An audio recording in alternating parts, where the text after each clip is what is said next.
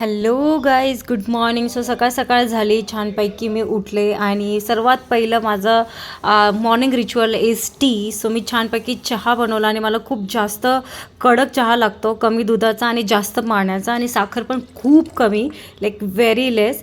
सोबतच आज वातावरण खूप सुंदर झालेलं होतं. हे मी मायक्रोमचं चॅन्डलियर मागवलेलं होतं. खूपच सुंदर दिसतं गॅलरीमध्ये आणि तुम्ही बघू शकता की बाहेरचं वातावरण पण छान झालेलं होतं. सोबतच तयार होऊन काम करून मी आणि मिहीर निघालेलो होतो DCला, कारण की आम्हाला 2-4 गोष्टी घ्यायच्या होत्या. सोबतच आम्हाला छानपैकी बाहेर ब्रेकफास्ट करायचा होता. सो बघू शकता आम्ही गुडलकला आलेलो होतो आणि मिहीरला हे 2 पेन्सिल घेतलेल्या होत्या, लीड पेन्सिल, ज्याचं ढक्कन त्याने आधीच हरवलं. त्याच्यानंतर मी घेतलेला होता प्लेन डोसा, कारण की मिहीर बोलला होता मी खाणार, पण त्याने खाल्ला नाही. सोबतच घरी आलो आणि घरी आल्यानंतर मिहीर बसला अभ्यासाला, त्याला कंप्लीट करायचं होमवर्क. सोबतच आम्ही बाहेर चाललो आहे, तर मला माझे कपडे फिटिंग करायचे होते. ही आहे माझी सिलाई मशीन आणि ती आहे CD. सो मी सारखी सारखी वरती चढते चेअरवर, म्हणून विशालने मला पाडव्याचं गिफ्ट म्हणून CD गिफ्ट केलेली होती, जी की अमेझिंग आहे. तुम्हाला पाहिजे असेल तर लिंक करून टाईप करा, मी तुम्हाला DM करते. सोबतच मी छानपैकी माझे कपडे शिवून घेतले. हा बघू शकता ड्रेस किती मोठा आहे आणि मी आता बारीक झालेले आहे, त्याच्यामुळे मला बसणार नव्हता.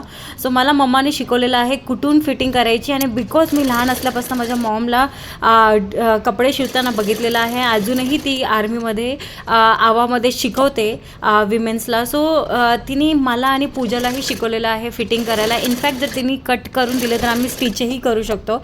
सगळ्या गोष्टी तिने आम्हाला कुर्ती शिकवली आहे, ब्लाऊज शिकवली आहे, स्कर्ट शिकवली आहे आणि माझ्यापेक्षा माझी बहीण खूप छान शिवते.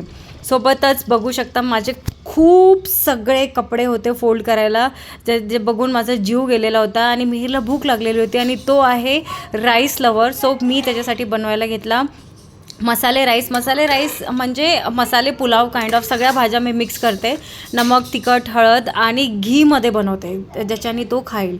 सोबतच त्याला मी एक ऑमलेट पोळी पण बनवून दिली आणि म्हटलं चला मसाला बनवूया. सो मसाला मी खूप इझी तरीकेने बनवते. ह्या सगळ्या ज्या गोष्टी आहेत त्यांना छानपैकी पिसून घ्यायचं. नमक, तिखट, हळद आणि कांदा लसूण मसाला आणि आपल्या घरातला मसाला वगैरे टाकून छानपैकी मसाला परतून ठेवायचा. हा मसाला 10 to 15 डेज चालतो आणि मला 3 to 4 डेजच चालतो. सोबतच मी विशालसाठी बनवलेली भरलेलं वांग्याची भाजी, जी की अप्रतिम झाली होती. सोबतच माझं वेलकम शॉपिंगमधनं माझी भाजी आलेली होती. बघू शकता सगळ्या गोष्टी खूप छान आलेल्या आहेत. जर तुम्ही नांदेड सिटीमध्ये राहता आणि तुम्हालाही भाजी मागवायची आहे तर त्यांचे डिटेल्स मी मेन्शन करून देते. ह्याच्यासोबतच आपला ब्लॉग इथे संपतो. भेटूया नेक्स्ट ब्लॉगमध्ये. Bye bye.